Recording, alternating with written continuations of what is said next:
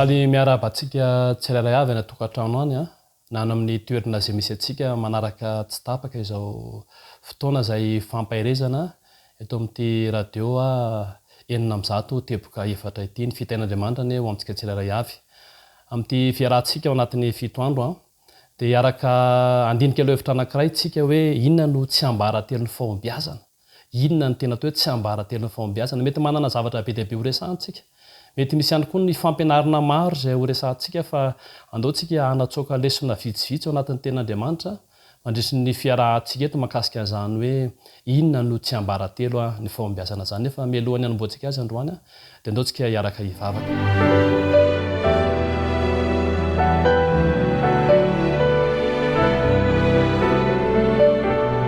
Ny Andriamanitra tomponay eo, ny Andriamanitra ray tsara sy masina eny-danitra misaotra satria afaka mifampahery eto amin'izao toerana sy fotoana zao zahay mangataka ny fananao masina mba aminay tsirairay avy ary mitenena aminay satria menanao izay noho ny aminaran'i Jesosy. Amen.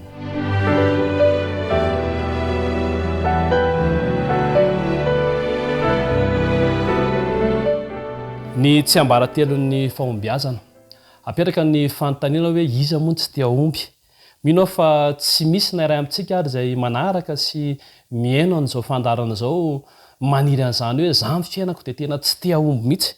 Fa ny zato isan-jato amintsika dia manana faniriana ho amin'izany fahombiazana izany ary na izany teny amintsika ary dia ao anatin'izany manana faniriana mba hanana fahombiazana zany ao amin'ny zavatra rehetra atao. Dia apetrakantsika ny fanontaniana ary hoe fa inona moa no atao hoe fahombiazana. Mety samy manana ny fahamaritana azy tsika fa androany dia iresaka fahamaritana tokana hoe ny fahombiazana araky ny fahitana azy, araky ny fieritretana azy, araky ny fijery azy dia ohatrany hoe ny fahatratrarana ny tanjona kendrena anankiray.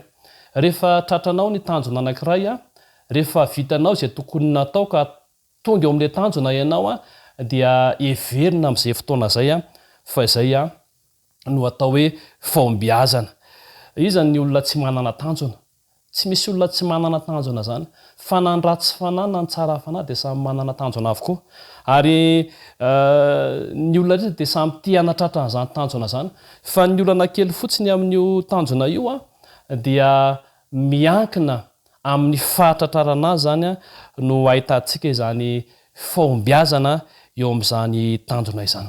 Ary araky ny voalazako teo dia hoe amin'ilay faniriany rehetra tia hatratra ny tanjona, amin'ny faniriany rehetra tia hanana fahombiazana dia eo no misy fizarana kely ary misy safidy kely satria misy karazany roa zany fanatratrarana tanjona izany.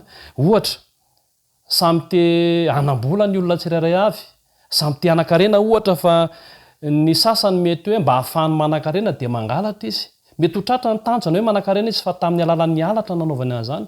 Ny sasany kosa rehefa te hanatratra ny tanjona hoe te hanambola, te hanan-karena dia manaraka an'ilay tenin'Andriamanitra hoe ny hatsembohan'ny tavanao no hinananao. Izany hoe samy mahatratra tanjona zany ireo anankiroa ireo. Samy misy fahombiazana zany ireo anankiroa ireo fa ny fanontaniana mipetraka hoe fahombiazana azonao tamin'ny lafiny manahoana ilay izy?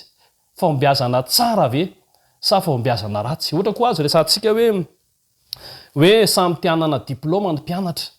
Misy ny mpianatra dia miezaka mafy, mianatra mafy, mikiry mafy mba hahazoana izany diplôma izany. Fa misy kosa ny olona mety mahasahy mividy diplôma ary ava-malala isany, engany ka tsy hoenao izay menao na ny mpanao an'izany na izaho izay miteny eto no mpanao an'izany, fa mba avy amin'ny alalan'ny ezaka ataon'ny tenantsika no hatratrarina izany fahazoana diplôma zany. Ohatra ihany ireo resaka ireo fa be dia be ny zavatra azo resahana, fa ilay zavatra tiako apetraka zany ampendohana dia izao hoe ny olona rehetra dia samy manana faniriana hahatratra ny tanjona. Ny olona rehetra dia samy manana faniriana hanana izany fahombiazana izany. Fa ny fanontaniana mipetraka sy ny safidy mipetraka dia mba hatratrarinao ny fahombiazana ataonao, mba hatratrarinao izany fahombiazana izany hiditra amin'ny zavatra tsara ve tsika sa hiditra amin'ny zavatra ratsy mba hahafahantsika mahatratra izany tanjona izany. Ny fanontaniana mipetraka dia izao, ahoana no atao mba hananana zany ilay tena fahombiazana marina?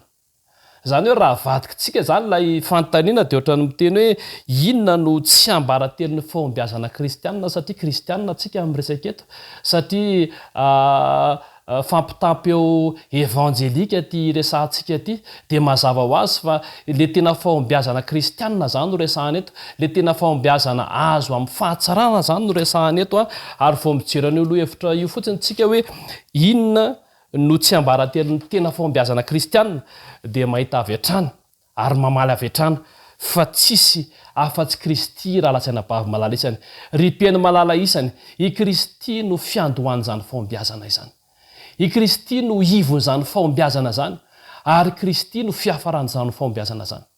Raha te omby zany tsika de eo amin'ny Kristy. Raha fitentsika zany de hoe ny fototra manontolo sy ny fahombiazana manontolo de tsisy afa-tsy Kristy reny ihany. Ary amin'ny maha-kristianina tsika de tsy afaka miala amin'izany tsika, amin'ny maha-kristianina tsika de tsy afaka mandahy izany tsika. Ny olona hafa no mety mitady fahombiazana amin'ny alalan'ny zavatra isan-karazany, amin'ny alalan'ny fomba hafahafa isan-karazany, fa ny zanak'Andriamanitra, ny kristian'Andriamanitra izay tena mitady ny fahombiazana kristianina marina de tsy misy afa-tsy Kristy no ananatsika izany fahombiazana izany. Ahoana no voalazan'ny Matteo 9:7-13. Matteo 9:7-13 de jerentsika zay voalazan'izany teny zany. Matteo 9:7-13 de zao no voalazan'io ten'Andriamanitra io manao hoe: fakatsao aloha ny fanjakana sy ny fahamarinana dia nampoanareo izany rehetra izany. Katsao aloha ny fanjakana sy ny fahamarinana dia nampoanareo izany rehetra izany. Rehefa mijeran'io teny io tsika de io zao nareo mihaino any atokantrano any hoe pastera efa henonay foana nge zany teny zany fa tsy mba manana zava-baovao resahana ve ianao e. Ka eo indrindra le olantsika raha lasaina bavy malala isany, ripeny malala isany, eo ny olantsika. Le teny de efa fahenontsika foana. Tsy ambaratelon'ny fahombiazana mahomby ho an'ny kristianina, fa ny olana de zao tsy ekentsika le teny, tsy inotsika le teny, tsy arahantsika le teny. Fa tsika zany dia amin'le fiten'ny tanora hoe tenenina foana fa anarina foana fa averina resahana foana fa eno zany de azon-damosiko. Ka izay no mahatonga atsika iresaka androany hoe raha tiatsika ny anana fahombiazana tena izy, fahombiazana marina amin'ny maha-kristianina tsika, de tsy maintsy miverina amin'izany toko sy andiny izany tsika manao hoe katsao aloha ny fanjakan'Andriamanitra sy ny fahamarinana dia nampoanareo izany rehetra izany. Ary eo amin'le olana io ny hevitra izay resantsika, eo amin'le lay fiainona. Satria raha jerentsika eo amin'ny Deutéronomie 5:5-5 Deutéronomie 5:5-5 de zao no voalazan'io ten'Andriamanitra io. 5:5 de vakitsika eo izy. Raha mihaino tsara ny feon'ny Jehovahandriamanitra ao ianao ka mitandrina anaraka izay lalàna rehetra izao izay andidiko anao anio, fa Jehovahandriamanitra ao hitahinao araka izay nolazainy taminao, ary ampisambotra ny firenena maro ianao, fa ianao kosa tsy sambotra, ary anapaka ny firenena maro ianao, fa izy kosa tsy mba anapaka anao. Aiza no ahitana fahombiazana salama zany? Ny tsy ambaratelo voalohany zany raha lasaina bavy malala isany. Raha pitsika vao amofivofen'io Matteo 9:7-13 io, fa tsy ambaratelo voalohany zany de zao ny fahaizana miaino. Tsy hoe rehefa mandeha le ten'Andriamanitra hoe katsao aloha de hoe fa heninay zany, fa efa heninao le izy, nampiarinao ve le izy, niainanao ve le izy.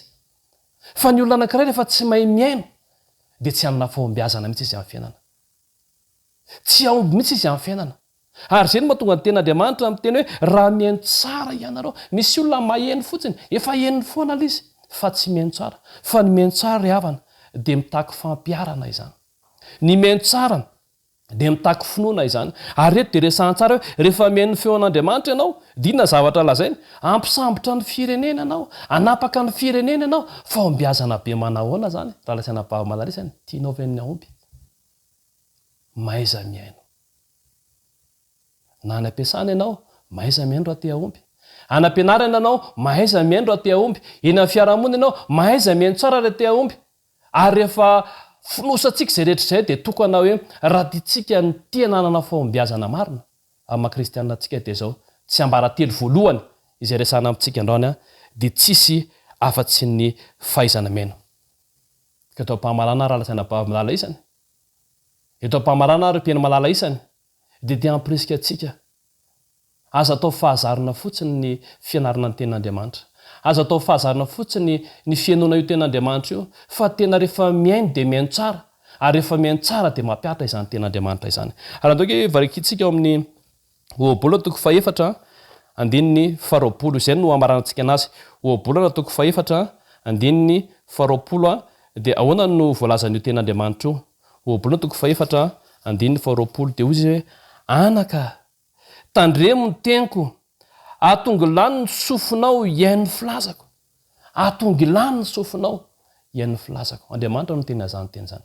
ary raha tiatsika ny aomby dia zao aokotsika iaino tsara aokotsika anongilana tsara ny sofintsika ka iaino izay rehetra lazain'andriamanitra amintsika fa lakile ny fahombiazana ny tsy ambaratelo ny fahombiazana dia tsisy afa-tsy andriamanitra irery ihany andriamanitra ny fiadomboan'ny fahombiazana andriamanitra no ivon'ny fahombiazana ary andriamanitra no fiafaran'ny fahombiazana ny fototra iray manontolo sy ny fahombiazana ray manontolo dia tsisy afa-tsy andriamanitra noho izany miaino tsara ary atongolan'ny sofinao ny tompony atazika tsiraray avy amen ataontsika hiaraka hivavaka mba fahatsika mandray izany ten'andriamanitra izany